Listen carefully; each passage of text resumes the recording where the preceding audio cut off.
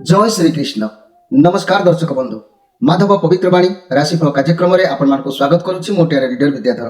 प्रिय दर्शक बंधु, आज मु आपण मानक कहबी जे मोर प्रिय वृष राशि विषय कहानी कहबी। वृष राशि आज कार्यक्रम कहानी कहबी वृष राशि जन्म ठारू जवनिका पर्यंत कौन रहिबो समस्या, केउं वर्ष रे कौन घटिबो, कौन प्रतिकार से मानकर आवश्यक अछि, वृष राशि चरित्र स्वभाव कौन होइताय, भगवान कौन ताको निर्धारित करिथांती, से विषय मु आपण मानकु आज कहबी कहानी कहबी वृष राशि। आपण माने निश्चित भाव में कार्यक्रम को देखंतु। आउ कार्यक्रम जदि भल लागि थाए ताले आम चैनल को सब्सक्राइब करी आम सहित जोड़ी हुंतु। फोन नंबर दिया जायछि प्रत्येक प्रतिकार करिबा निमित्त, प्रत्येक समस्यार समाधान पाई आपण माने जोगाजोग करि परिबे। आपण मानकर पाई सब बेला पाई माधव पवित्रवाणी आह्वान देछि, स्वागत करिछि। प्रत्येक दिन आपण माने जोगाजोग करि परिबे। प्रिय दर्शक बंधु, तेबे आसंतु देखिबा कौन अछि कहानी एई वृष राशि व्यक्ति मान को भाग्य। मन रखंतु मोर प्रिय वृष राशि भाई भणी माने, तमर हृदय रे बहुत स्नेह श्रद्धा सुगभीर होइतबा हेतु थरे जाकु तुमे भल पाई थाओ ताकु सहजरे केबे परित्याग करि पारंती नाही एई वृष राशि व्यक्ति माने। कहिबाकू गले वृष राशि व्यक्ति मानकर प्रबल आत्मविश्वास तथा आत्ममर्यादा विषय सचेतन सब बेले एमाने थांती। तेबे समाज रे प्रतारक ठक कपटतापूर्ण लोकंक प्रति दरद भाव एमानकर केबे न थाए। तेबे देखिबा मात्रे एभली व्यक्ति को देखिबा मात्रे ए वृष राशि व्यक्ति माने घृणा करंती। जीवन रे मन रखंतु वृष राशि व्यक्ति मानकर बदन रे एक जाई मंदार किछि किछि व्यक्ति मानकर संभव थाए। केश बहुत लंबा होता है, उज्जवल चक्षु होता है, क्षण कोपी होता है, श्रीमंत होती। आउ एमानकर दक्षिण हस्त मत्स्य रेखार एक चिन्ह थाए। आउ जाई मंदा भी मध्य थाए। जदि भी कहबी भाग्य कहूँ आजन्म सुखी एमाने हबार जोग देखा देता है, किंतु भाग्य कहूँ एमानकर पुत्र पुत्र कहीं विनाश मध्य हबार जोग सूचना देता है। तेबे जो व्यक्ति माने वृष राशि व्यक्ति माने एप्रिल मासर 21 तारिख ठारू मे मासर 20 तारिख मध्य जन्म ग्रहण करितांती, किंबा जो मानक व्यक्ति जन्म राशि वृष अथवा वृष राशि रे जन्म होइतांती बा समय रे लग्न मध्य वृष राशि होइताय, तेबे पाश्चात्य ज्योतिर्विज्ञान मानकर सिद्धांत तादृश व्यक्ति विशेष भाव में आत्मविमानी होइतांती। एमाने वार्धक्य वयस रे व्यक्ति हृदघात अथवा निम्न रक्तचाप रोग रे पीड़ित होबार जोग देखा देइताय। दुई रे उच्च स्थान पतन होबा किंबा विद्युत शक्तिर आघात प्राप्त होई जीवन संकटापन्न होबा जोग मध्य पीछा छाड़ी न थाए। नचेत एई जो वृष राशि व्यक्ति माने 28 वर्ष 32 वर्ष बयस जेतेबेले सेमानकु होइताय, अग्नि जनित व्यय अथवा मूत्र कुछाद्री रोगरू बा बात रोगर प्रादुर्भाव नचेत छोटा पंगु हेई जिबार जोग कारी मध्य देखा देई थाए। तेबे संगे संगे जदि मु कहबी कोनोसी कथा सामना को आसे, जदि सब धर्म बड़रू रक्षा मिल जाए भल कथा, ता नहेले 42 वर्ष एवं 48 वर्ष बयस रे एमानकर मृत्यु भयर जोग देखा देई थाए। शुंग विशिष्ट जंतु द्वारा आक्रांत होई पीड़ित होबार जोग मध्य एमानक भाग्य रे थाए।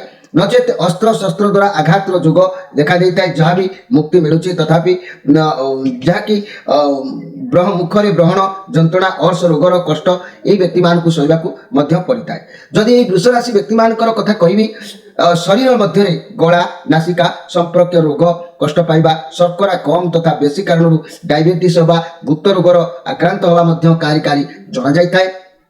अधिकांश समय चिंतित रहिबा किंबा जमी बाड़ी पारिवारिक सुख को लेकिन अशांति भोग करबा किंबा पति पत्नी मानकर भूल बुझापणा जोगु अधिकांश समय छोट छोट कथा को लेकिन कथबार्ता बंद होबा किंबा प्रेम संपर्क रे उभयଙ୍କ मध्य क्षुण्ण होबा, ये सब एई वृष राशि व्यक्ति मान ठारे देखिबाकू मिलता है। तेणु आपणकर राशि अधिपति शुक्र, जदि शुक्रंकर कहबी शुक्रंकर मु कहबा प्रतिकार आपण करूछंती, निश्चित आरे पद हेबो माने फलप्रद आपण पाई परिबे।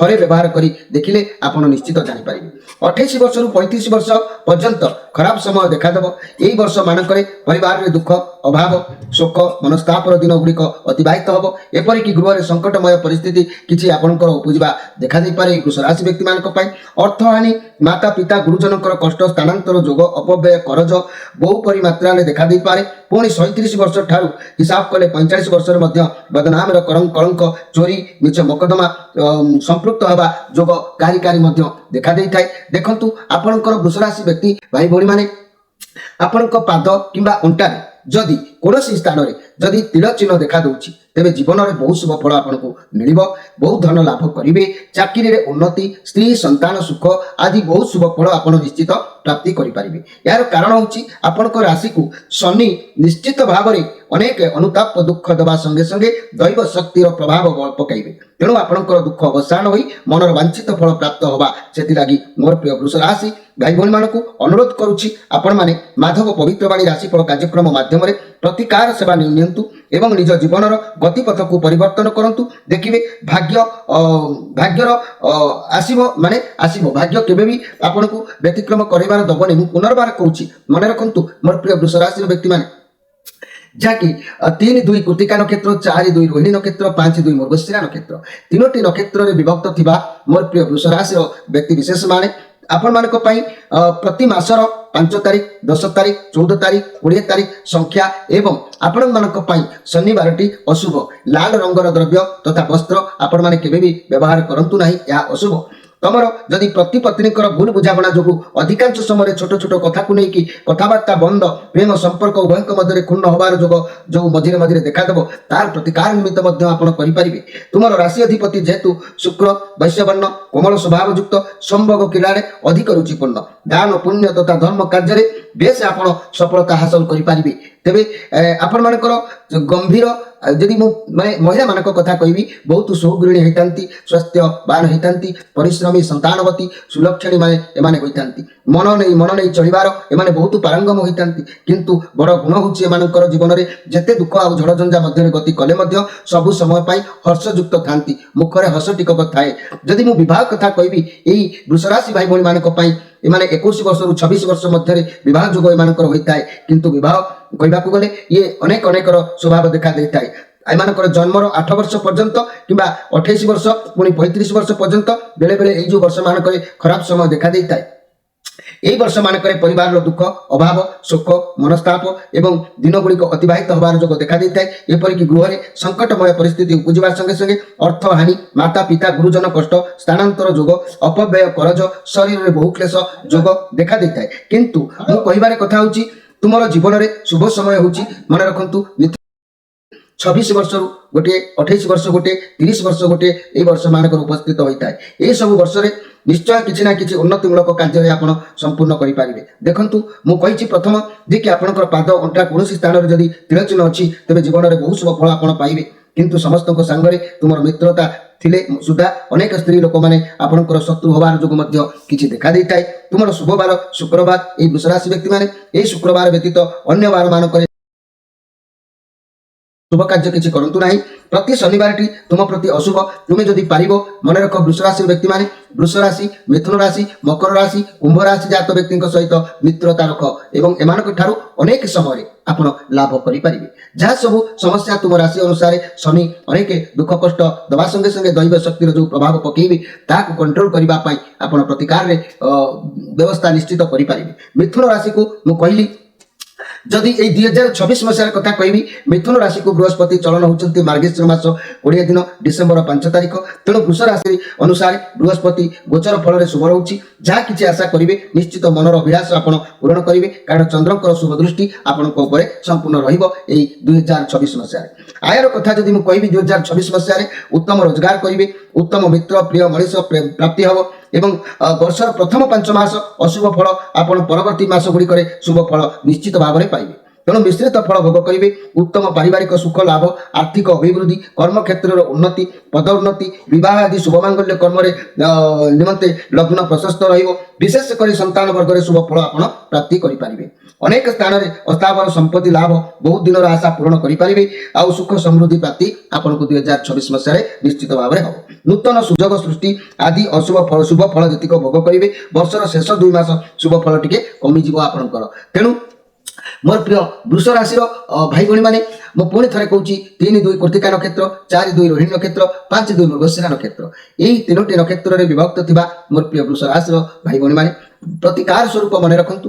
प्रत्येक समस्यार समाधान पाई भगवान माने व्यवस्था करिसंती।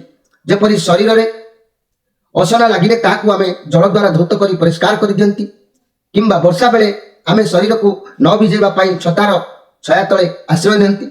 नचेत आमको भोक हेले जमिति आमे कोनोसी खाद्य ग्रहण कले पेटर भोक मरि जाय थाए, सेहिपरि प्रत्येक जिनिसर प्रतिकार अछि। व्यवहार कले तार पूर्ण फल आपण माने निश्चित पाई परिबे।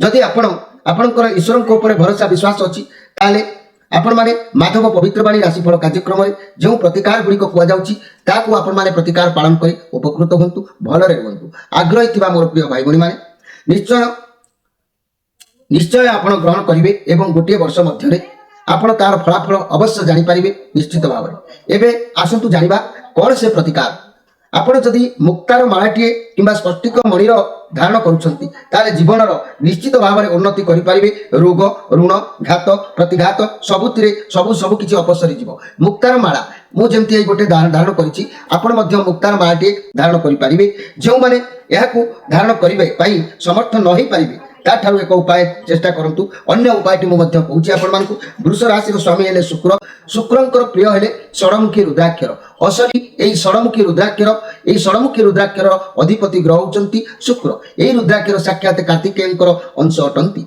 याकु धारण कले प्रिय वृष राशि भाई भणी माने व्यवसाय रे तीक्ष्ण वृद्धि लक्ष्मी प्राप्ति दुख दारिद्रतार मुक्ति होता है ऋण निवृत्त कराई थाए प्रत्येक कार्य शुभ फल प्रदान करिଥାଏ एवं जदि यह गाई घीर रखी आपण धारण करती ताले मोतिया बिंदु आखिर मध्य भल होता है आउ जो माने शुक्र क्षय रोग एवं नपुष्कता आदि रोग थाए ताले मध्य भल होता है आउ यह व्यवहार कले तार प्रभाव विषय आपण निश्चित जानि परिबे 3 नंबर उपायटी है ये शुक्रंकर कारण मध्य चक्षु रोग गुहस्थल गुहद्वार लिंग जाति समस्त रोग प्रमेय सूत्र मूत्राघात चक्षु कि स्त्री पदर पीड़ा गर्भाशूल मान हानिकारक पीड़ा इंद्रिय मानकर पीड़ा बहुमूत्र रोग ये शुक्र कारण देखा देता है प्रतिकार कौन ना मास पन्नीमूल जदि आप धारण करेंगे तेज निश्चय उपकृत हे यहाँ ताबिजरे भरी पिंधतु तार प्रभाव विषय जानीपर प्रिय वृष राशि 3टी उपाय तो जानिले आपण माने चेष्टा करंतु व्यवहार करने रोची नमस्कार।